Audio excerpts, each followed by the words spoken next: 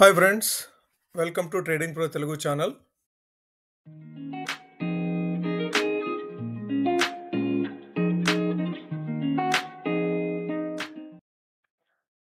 మార్కెట్లో మొత్తం రక్తపాతమే కనిపిస్తుంది కదా. ఎటువైపు చూసినా, ఏ స్టాక్ చూసినా, ఏ సెక్టార్ చూసినా ఇన్వెస్టర్స్కి అయితే కంటి మీద కునికే లేదు.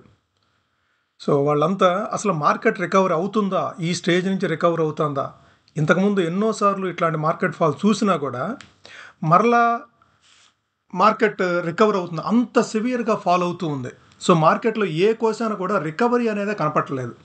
సో బ్యాక్ టు బ్యాక్ అన్ని సెక్టార్స్, ఈరోజు అయితే ఐటీ సెక్టార్ చాలా బెటర్గా పర్ఫామ్ చేసింది. బట్ రిమైనింగ్ అన్ని సెక్టార్స్, ఐటీ సెక్టార్ మినహా మిగిలిన అన్ని సెక్టార్స్ కూడాను అండర్ పర్ఫామ్ చేసినాయి. సో చెప్పాలంటే బాగా సెల్లింగ్ గురైనవి అని చెప్పుకోవచ్చు. ఎస్పెషల్లీ నిఫ్టీలో అయితే మార్నింగ్ సెషన్స్లో 23,360 స్టేజ్కి వచ్చిన తర్వాత ఒకసారి 23,589 రేంజ్, ఆల్మోస్ట్ 11 గంటల 35 నిమిషాల టైంలో రీచ్ అవుతూ అక్కడ కన్సాలిడేట్ అవ్వడానికి ప్రయత్నం చేసినప్పటికీ బ్యాంకింగ్ స్టాక్స్ కంటిన్యూస్గా సెల్ ఆఫ్ తోటి మరలా లోయర్ లెవెల్స్కి మూవ్ అయింది. సో ఈ రోజైతే చాలామంది ఇన్వెస్టర్స్ ఎవరైతే ఆల్రెడీ మార్కెట్లో ఉన్నారో, రెగ్యులర్గా మార్కెట్ను వాచ్ చేస్తూ పోర్ట్ఫోలియోస్ని వాచ్ చేస్తూ ఉన్నారో వాళ్ళకైతే ఈరోజు కన్నీరు మిగిలిందని చెప్పుకోవచ్చు. మార్కెట్లో ఈ ఒక్కరోజు మాత్రమే 5 లక్షల కోట్ల మార్కెట్ క్యాపిటలైజేషను వ్యానిష్ అయిపోయింది. సో ఈ విధంగా ఉన్నాయి మార్కెట్స్. ఒకసారి బ్యాంక్ నిఫ్టీ కూడా చూద్దాము. నిఫ్టీలో ఉన్న కనీసం మనం ఒకనొక టైంలో 1135 అప్పుడు రికవరీ అనుకున్నాం కదా. ఆ 1135 అప్పుడు బ్యాంక్ నిఫ్టీలో అయితే కనీసము డే హై వరకు కూడాను రాలేకపోయింది. సో 49,000 ఒకసారి 49,000 బ్రీచ్ అయ్యి డౌన్ సైడ్ మూవ్ అయిన తర్వాత ఒకసారి ఎప్పుడైతే నిఫ్టీ 589 రేంజ్కి ఒకసారి ట్రై చేసిందో 23,589కి, బ్యాంక్ నిఫ్టీ కూడా 49,360, 370 రేంజ్ ఒకసారి ట్రై చేసింది కానీ బట్ అక్కడ నిలబడలేకపోయింది. కంటిన్యూస్గా ఏమవుతుందో తెలియలేదు. బ్యాంకింగ్ స్టాక్స్లో మాత్రము కంటిన్యూస్గా సెల్ ఆఫ్ గురవుతూ ఉన్నాయి. ఎస్పెషల్లీ చూడాలంటే బ్యాంకింగ్ మీరు చూడండి ఒకసారి, ఏ బ్యాంక్ కూడాను, AU bank just 0.7%. So but other than AU bank అన్ని బ్యాంక్స్, హెచ్డిఎఫ్సి బ్యాంక్ కానీ, ఐసిఐసిఐ బ్యాంక్ కానీ, యాక్సిస్ బ్యాంక్ కానీ, కొటాక్ బ్యాంక్ కానీ, you name it, any bank. So అన్ని బ్యాంక్స్ కూడాను ఈరోజు కంప్లీట్గా సెల్ ఆఫ్కి గురైనాయి. సో ఎస్పెషల్లీ బ్యాంకింగ్ సెక్టారే ఈరోజు డ్రాగ్ చేసిందని చెప్పుకోవాలి. సో కంప్లీట్గా banking sector. So IT sector చాలా బాగా పర్ఫామ్ చేసింది. ఇన్ఫ్యాక్ట్ మనం చూస్తే కనుక more than 2%. So IT sector పాజిటివ్గా ఉన్నప్పటికీ కూడాను బ్యాంకింగ్ సెక్టార్ మాత్రం కంప్లీట్గా మార్కెట్స్ని కిందకి లాగేసింది.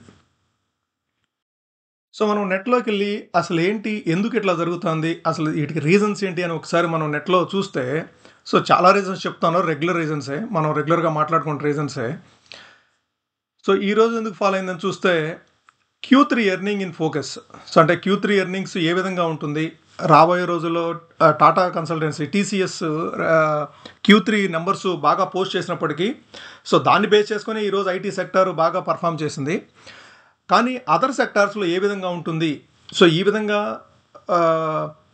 రీసెంట్గా కొన్ని సెక్టార్స్లోంచి ఏది ఆటో సేల్స్ కానివ్వండి, లేదంటే బ్యాంకింగ్ నెంబర్స్ కానివ్వండి, వాళ్ళు లాస్ట్ క్వార్టర్లో వాళ్ళ నెంబర్స్ ఎట్లా ఉన్నాయో రీసెంట్గా మార్కెట్కి చెప్పారు.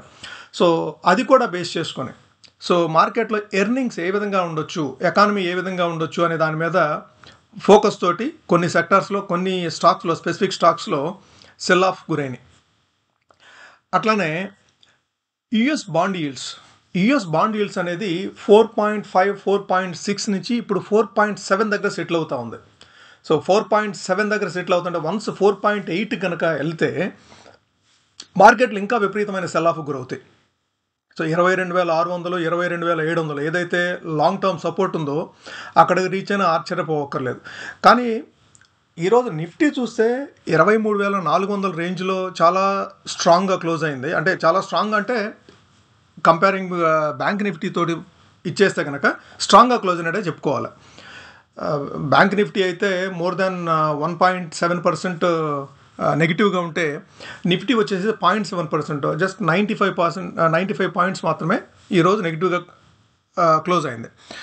సో బాండ్ ఈల్డ్స్ మాత్రము బాగా భయపడుతున్నాయి మార్కెట్ని. సో అట్లానే డాలర్ ఇండెక్స్ కూడాను. సో డాలర్ ఇండెక్స్ కూడాను 109 దగ్గర, ఇంతకుముందు రోజుల్లో మనం చూస్తే కనుక 105, 106 రేంజ్లో చాలా రోజులు కదలండి డాలర్ ఇండెక్స్. ఇప్పుడు 108, 109, సో 108.8, 109.3 ఆ రేంజ్లో కదలటం వల్ల ఫారిన్ పోర్ట్ఫోలియో ఇన్వెస్టర్స్, సో ఎవరైతే ఎఫ్ఐఎస్ ఉన్నారో సో వాళ్ళు విపరీతంగా సెల్ చేస్తూ ఉన్నారు. సో ఆల్మోస్ట్ జనవరిలో ఇప్పటివరకు నిన్న సెల్ చేసిన దాంతో కలుపుకుంటే నిన్న ఆల్మోస్ట్ 7,170 crores, నిన్న ఒక్కరోజే 7,170 crores నిన్న ఒక్కరోజే సెల్ చేయడం జరిగింది. సో నిన్నటి సెల్లింగ్తో నెంబర్తో కలుపుకుంటే ఆల్మోస్ట్ 19,000 crores ఈ జనవరిలో. సో వీఆర్ ఈరోజు జనవరి 10th. సో ఈ రోజు కల్లా 19,000 crores సెల్ ఆఫ్ చేశారు. సో ఇంకా ఎంత సెల్ చేస్తారు? సో వీటన్నిటి కన్సర్న్స్ తోటి మార్కెట్ విపరీతంగా ఫాలో అవుతూ ఉంది. అట్లానే మ్యాక్రో జిట్టర్స్ అంటే జీడిపి ఎక్స్పెక్టేషన్స్ కూడాను 6.4%కి తగ్గించడం జరిగింది. 24-25 ministry of statistics and programme implementations వచ్చేసేసి MOSOPI వీళ్ళు 6.4%కి తగ్గించడం జరిగింది. అది 4-year లో అనమాట. సో 8.2% ఉండాల్సింది ఇప్పుడు 6.4%కి కుదించారు. సో ఇది కూడా అంటే స్లోయింగ్ గ్రోత్ అనేది స్లో అవుతూ ఉంది. సో ఇది డౌన్ గ్రేడ్ చేస్తూ ఉన్నారు. సో వీటన్నిటిని బేస్ చేసుకొని కంపెనీస్ ఏ విధంగా పర్ఫామ్ చేస్తాయి, మార్కెట్స్లో ప్రాఫిట్స్ జనరేట్ చేయగలుగుతాయా లేదా అనేది ఒక ఇది చూస్తే ఫెడ్ పాలసీ ఏ విధంగా ఉండొచ్చు. ట్రంప్ చూస్తూ ఉన్నారు కదా, ట్రంప్ ఇంకా అధికారంలోకి రాకముందే సో తను ట్వీట్స్ చేస్తూ వస్తున్నారు. సో కెనడాని కలిపేస్తాను, పనామా కాలువని ఆక్యుపై చేసేసుకుంటాను, సో చైనా మీద టారిఫ్స్ వేస్తాను, ఇండియా మీద కూడా ఇండియా మాకు టారిఫ్స్ వేస్తుంది, అట్లానే రివర్స్లో మేము కూడా ఇండియాకి అదే తరహాలో టారిఫ్స్ వేస్తాము, సో మెక్సికో మీద టారిఫ్స్ వేస్తాం. సో వీటన్నిటిని బేస్ చేసుకొని టారిఫ్స్ వేయడం వల్ల జరిగే ఇదేంటంటే ఇన్ఫ్లేషన్ పెరుగుతుంది. ఇన్ఫ్లేషన్ పెరగటం వల్ల సో యూఎస్లో ఇన్ఫ్లేషన్ పెరిగితే ఫెడ్ పాలసీలో ఫర్దర్గా రాబోయే రోజుల్లో జరగాల్సిన ఫెడ్ పాలసీస్లో రేట్ కట్ ఉండే అవకాశాలు చాలా తక్కువ ఉంటాయి. సో ఫెడ్ టార్గెట్ ఏంటి, ఇన్ఫ్లేషన్ వచ్చేసేసి 2 to 2.2 రేంజ్లోకి మెయింటైన్ చేయాలి. సో అదే ట్రంప్ వచ్చిన తర్వాత ఈ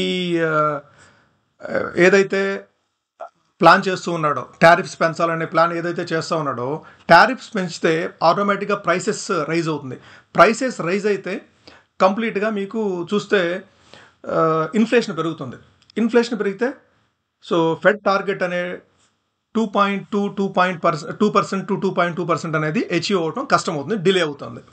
సో వీళ్ళు ఏదైతే 2 రేట్ కట్స్, ఇంతకుముందు 3 రేట్ కట్స్, 4 రేట్ కట్స్ 2025లో ఇస్తామనుకున్న వాళ్ళు ఇప్పుడు 2కే రిస్ట్రిక్ట్ చేశారు.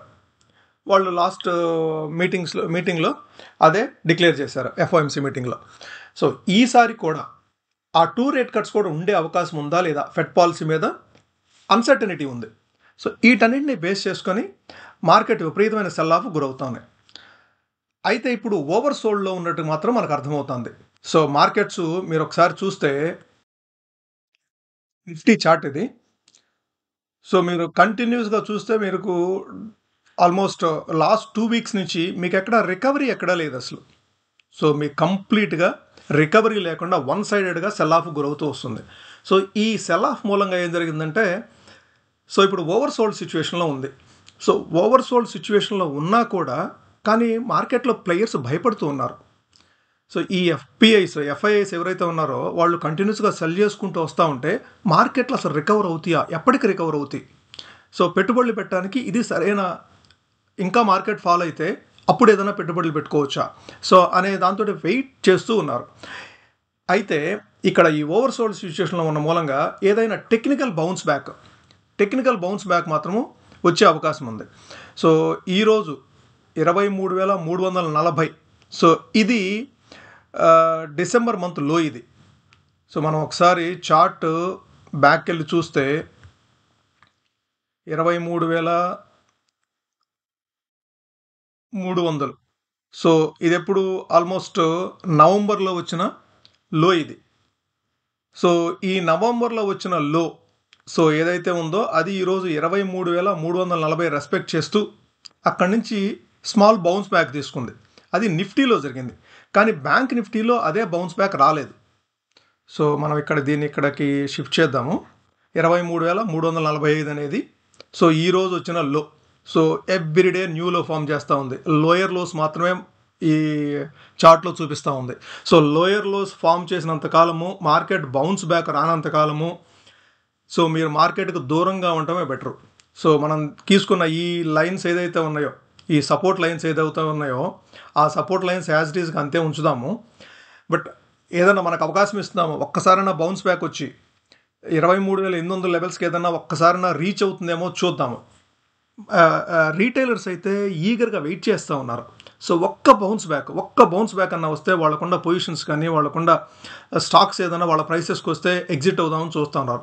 కానీ అది రైట్ స్ట్రాటజీ కాదు. పొజిషన్స్ ఏదైనా ట్రేడర్స్ అయితే పొజిషన్స్ క్లియర్ చేసుకోవడానికి యూజ్ చేసుకోవచ్చు. కానీ బౌన్స్ బ్యాక్స్ని పోర్ట్ఫోలియో ఇన్వెస్టర్స్ మాత్రము వాళ్ళ పొజిషన్స్ ఏదైతే పోర్ట్ఫోలియోలో పొజిషన్స్ ఉన్నాయో అవి ఎగ్జిట్ అవ్వడం మాత్రం కరెక్ట్ స్ట్రాటజీ కాదు.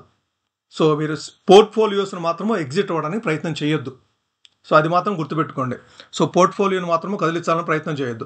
ఇప్పుడు ఎన్నిసార్లు డౌన్ఫాల్ వచ్చినా సరే మనం ఒకసారి డైలీ చార్ట్ పెట్టి చూద్దాము ఎన్నిసార్లు బౌన్స్ బ్యాక్ వచ్చింది అనేది. రీసెంట్గా డైలీ చార్ట్ సో మీకు ఇక్కడ 24,800 నుంచి 23,900 సో ఈ రేంజ్కి వచ్చిన తర్వాత మరలా బౌన్స్ అయింది. సో 25,300కి బౌన్స్ అవుతూ ఇక్కడ నుంచి ఆల్ టైమ్ హై, ఇంతకుముందు ఉన్న ఆల్ టైమ్ హైని బ్రీచ్ చేస్తూ 25,300కి వచ్చి 25,300 నుంచి 24,800 సుమారుగా 500 పాయింట్లు డౌన్ అయ్యి సో మరలా 26,300 న్యూ హై ఫామ్ చేసింది. అక్కడి నుంచి ఫాల్ అవుతూ వస్తానే ఉంది. సో ప్రతి ఫాల్లో కూడా మీరు ఎక్కడ ఫాల్ చూసినా సరే ఇక్కడ వరకు వచ్చింది ఫాల్. సో ఇప్పుడు 19th నవంబరు 23,200కి వచ్చి మరలా 24,900కి వచ్చింది. సో ఫాల్ అనేది మార్కెట్ కామన్. సో మీరు ఫాల్ చూసి భయపడద్దు. సో ఫాల్ వచ్చిన తర్వాత మరలా ఎట్లాగో బౌన్స్ బ్యాక్ అవుతుంది. సో లాంగ్ టర్మ్లో చూస్తే గత 10-15 సంవత్సరాలు లేదంటే 20 సంవత్సరాల నుంచి కనుక చూస్తే ప్రతి బిగ్గెస్ట్ ఫాల్ ఒక ఆపర్చునిటీ. సో మీకు ఎప్పుడైతే క్రైసిస్ ఉంటుందో, మార్కెట్లో క్రైసిస్ ఉంటుందో అది మీరు ఆపర్చునిటీ కింద చూడాలి. మీరు వెయిట్ చేయాలి. సో మార్కెట్లో ఎప్పుడు మీరు మీ దగ్గర ఉన్న మనీ మొత్తం ఒకేసారి డిప్లాయ్ చేయొద్దు. సో మార్కెట్లో ఎప్పుడు కూడా వెయిట్ చేస్తేనే అది రైట్ స్ట్రాటజీ, అది తెలివైన ఇన్వెస్టర్ చేసే పని. సో ఎప్పుడు కూడా వెయిట్ చేయాలి. అట్లాగని ఎంతకాలం వెయిట్ చేయాలి. కాకపోతే మీరు వెయిట్ చేయాల్సిన టైం ఎట్లా ఉంటుందంటే ఇప్పుడు ఆల్మోస్ట్ 10% ఇక్కడి నుంచి ఫాల్ అయింది కదా, 10 to 12% ఫాల్ అనేది మనకు కనిపిస్తుంది. 10% ఎప్పుడైతే ఫాల్ వస్తుందో సో మీరు ఇక్కడ పెట్టి ఉండొచ్చు 23,300 నవంబర్ 20th కూడా మీరు మార్కెట్లో ఒక 20-25% లేదంటే 50% వరకు కూడా మీరు డిప్లాయ్ చేసి ఉండొచ్చు. సో ఇక్కడికి వచ్చేసింది. సో మరలా అక్కడి నుంచి 23,300కి వచ్చేసింది. సో ఇక్కడ మీకున్న మరలా 25% లేదంటే 50% డిప్లాయ్ చేయొచ్చు. సో ఇటువంటి ఫాల్స్ కోసం మాత్రమే ఇన్వెస్టర్ వెయిట్ చేయాలి. సో ఫాల్ వచ్చినప్పుడు భయపడొద్దు. ఫాల్ వచ్చినప్పుడు కంప్లీట్గా మీరు డిప్లాయ్ చేయడానికి మాత్రమే ప్రయత్నం చేయండి. సో మనం ట్రేడింగ్ లెవెల్స్ చూడటం అంత కరెక్ట్ కాదేమో. కంటిన్యూస్గా మార్కెట్ ఫాలో అవుతూ ఉంది. ఎక్కడ ఆగుతుంది అనేది కూడా ఇప్పుడు మార్కెట్లో ఎటువంటి ఇండికేషన్స్ ఏం లేవు. సో మార్కెట్ ఎక్కడ ఆగుతుంది, 23,300 దగ్గర ఆగుతుందా? అయితే మీరు అబ్జర్వ్ చేయాల్సిన లెవెల్స్ మాత్రము నిఫ్టీకి వచ్చేసేసి 23,300 down side, 23,640 up side. So దానికంటే ముందు 23,500 530 మనం ఇంతకుముందు ఏదైతే లైన్ డ్రా చేసుకున్నామో 23,500 నుంచి 23,900 మనము రేంజ్ బౌండ్ అనుకున్నాం కదా. ఇప్పుడు రేంజ్ బౌండ్ షిఫ్ట్ అయిపోయింది. సో 23,500 బిలోకి క్లోజ్ అయింది కాబట్టి ఈరోజు ఇప్పుడు షిఫ్ట్ అయినట్టే మనం అంచనా వేసుకోవచ్చు. 23,300 నుంచి 23,800. సో 23,900 నుంచి 23,800 అంటే 100 పాయింట్స్ డౌన్ సైడ్ మరలా షిఫ్ట్ అయిపోయింది. 23,300 నుంచి 23,800 ఆ 500 పాయింట్లో ఇప్పుడు కదలాడే అవకాశం ఉంది. ఎయిదర్ సైడ్ బ్రీచ్ అయితేనే మనము ప్రాపర్గా పొజిషన్స్ తీసుకోవచ్చు. అయితే మార్కెట్లో ఉన్న ఒక్క ఆశ ఏంటంటే సో నిన్న పోస్ట్ చేసిన టీసీఎస్ రిజల్ట్స్ మూలాన నిఫ్టీకి ఈరోజు సపోర్ట్ దొరికింది. ఐటీ ఇండెక్స్ మీరు చూస్తే కనుక ఈరోజు మార్కెట్లో పాజిటివ్గా క్లోజ్ అయింది. స్టాక్స్ చూస్తే most of the index stocks IT stocks మాత్రమే TCS 5.6%. చూసారా, TCS రిజల్ట్స్ వచ్చిన తర్వాత ఆ ఎక్స్పెక్టేషన్స్ తోటి మిగిలిన ఐటీ కంపెనీస్ కూడాను ఈరోజు పాజిటివ్గా క్లోజ్ అయినాయి. Tech Mahindra 3.6%, HCL tech 3%, more than 3%, Infy 2.5%.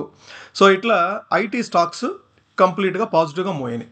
So అదే నిఫ్టీలో నెగిటివ్గా మూవ్ అయినాయి చూస్తే majority IndusInd Bank 4%, Shriram Finance 5%, NTPC 3.8%, Adani Enterprises 4%, BEL 3.7%. So అదే ఓవరాల్ స్టాక్స్ ట్రేడెడ్ చూస్తే 2909 స్టాక్స్ ట్రేడ్ అయితే అందుట్లో 551 అడ్వాన్సెస్, 2287 డిక్లైన్స్. సో మీరు చూస్తే అడ్వాన్స్ డిక్లైన్ రేషియో వచ్చి 1:4. అంటే ప్రతి ఒక్క స్టాక్ అడ్వాన్స్ అయితే దానికి రివర్స్లో 4 స్టాక్స్ డిక్లైన్ అయినాయి. సో ఈరోజు 52Kలో ఓన్లీ 15 స్టాక్స్ మాత్రమే 52కి హైలోకి వచ్చినాయి. 219 స్టాక్స్ సో 52కి లోకి వచ్చినాయి. సో లార్జ్ క్యాప్ స్టాక్స్ చూస్తే మెనీ లార్జ్ క్యాప్ స్టాక్స్ వచ్చేసి 1 year లోకి వచ్చేసేసినాయి. సో 200-day మూవింగ్ యావరేజెస్ కంటే బిలోకి వచ్చేసినాయి. మీరు ఒకసారి 200-day మూవింగ్ యావరేజ్ మీ దగ్గర కనుక చార్ట్లో పెట్టుకొని చూసుకోగలిగితే ఏ స్టాక్స్ కొన్ని ఫండమెంటల్లీ స్ట్రాంగ్ స్టాక్స్ మీరు పొజిషన్స్ తీసుకునే అవకాశం ఉంటుంది. అప్పర్ సర్క్యూట్లో కూడా ఇంత మార్కెట్ వాలిటిలిటీ, ఇంత మార్కెట్ ఫాల్లో కూడాను 41 స్టాక్స్ అప్పర్ సర్క్యూట్లో ఉన్నాయి, 181 స్టాక్స్ లోయర్ సర్క్యూట్లో ఉన్నాయి. సో మీరు ఇక్కడ NSEకి వచ్చి క్లిక్ చేస్తే ఆ 41 స్టాక్స్ ఏది అప్పర్ సర్క్యూట్లో ఉన్నాయి అనేది మీరు ఇక్కడ చూడొచ్చు. రిలయన్స్ ఇన్ఫ్రా, ఎక్సీకామ్, కేన్గ్రీ. సో ఇవన్నీ అప్పర్ సర్క్యూట్లో ఉన్నాయి.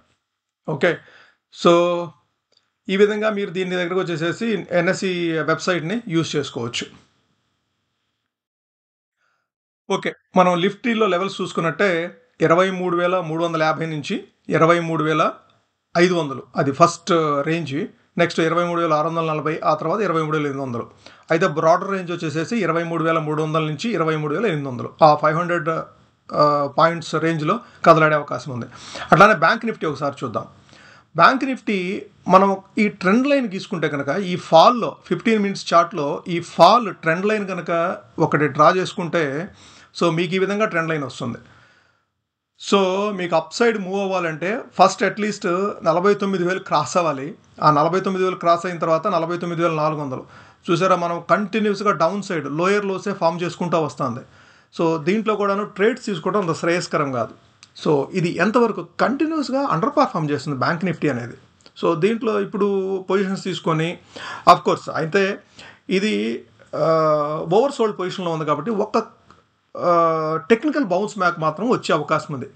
సో అది కూడాను 49,750. సో దాన్ని దాటకపోవచ్చు అనే ఇది కనిపిస్తుంది చార్ట్ ప్రకారం చూస్తే. సో దానికంటే ముందు 49,400 రేంజ్ బ్రీచ్ అవ్వాలి, అంటే అబవ్ వచ్చి క్లోజ్ అవ్వాలి. సో అప్పుడు మాత్రమే 49,750. సో ఈ విధంగా బ్యాంక్ నిఫ్టీని మనం అబ్జర్వ్ చేయొచ్చు. ఓకే, సో ఇది ఈరోజు ఏ స్టాక్ గురించి మాట్లాడలేదు. సో నెక్స్ట్ వీడియోలో మనము స్పెసిఫిక్ స్టాక్ ఒక స్టాక్ తీసుకొని మరలా దాని గురించి డిస్కస్ చేద్దాం. Okay, thank you friends, thanks for watching this video. Thank you friends, thank you for watching this video. ఈ వీడియోని లైక్ చేయండి, వీలైతే షేర్ చేయండి, సబ్స్క్రైబ్ చేయడం మాత్రం మర్చిపోకండి. Thank you.